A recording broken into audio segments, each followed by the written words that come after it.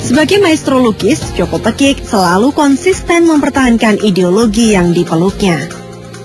Joko Pekik sebagai pelukis tetap mempunyai komitmen yang kuat pada ideologi yang dikembangkan sejak muda, yaitu humanisme kerakyatan dan daya kritisnya terhadap sistem sosial yang berkembang, baik itu yang berkembang menjadi simbol-simbol kehidupan masyarakat maupun secara khusus bagaimana rezim pemerintah itu mengembangkan satu sistem sosial yang akhirnya juga berpengaruh pada kehidupan masyarakat.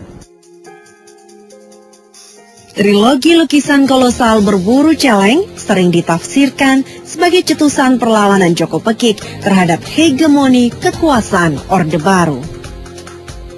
Ini yang ketika Orde Baru berkuasa, ini yang dicap sebagai bagian dari anggota dan mata rantai komunis. Konsistensi Joko Pekik sebagai seniman kerakyatan justru dihargai dunia internasional. Dengan simbolnya yang bermacam-macam, dengan teknik pewarnaannya yang bermacam-macam, dengan pilihan-pilihan tema yang bermacam-macam.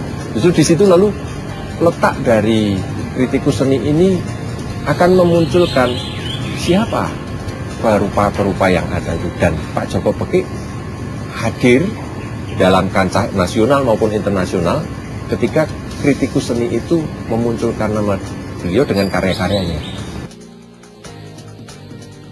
Alhasil, lukisan Joko Pekik kini diburu para kolektor. Bahkan di tahun 1998, lukisan kolosal Berburu Celeng memecahkan rekor lukisan termahal di Indonesia.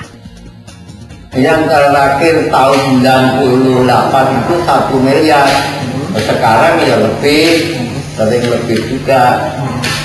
Tapi itu terserah kok dia kok mau atau apa itu saya nggak ambil pusing. Tapi nilai karya saya itu harusnya sekian menurut perkiraan saya harus senilai sekian. Dan saya kagum karena beliau itu semua karya-karya beliau walaupun itu sudah beredar di luar seperti saya dapatkan di lelang atau dari kolektor yang lain, kalau kita butuh untuk sertifikasi atau restorasi karena kondisi kanvasnya, Rp1 pun beliau itu tidak pernah bicara saya harus minta dibayar. Tak pelak, Joko Pekik adalah seorang manusia eksentrik sekaligus peninggalan sejarah kelam Indonesia. Melukis itu adalah pribadi saya sendiri, unek-unek saya sendiri,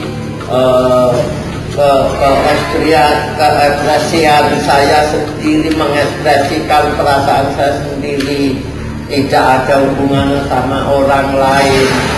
Saya tidak kepingin dipuji orang lain, disukai orang lain. Peduli amat saya itu hanya menyukai pribadi saya sendiri untuk saya ekspresikan ke kanvas. Soal lain itu senang atau apa itu, ya nggak tahu saya. Kok tidak hanya senang, bahkan membeli.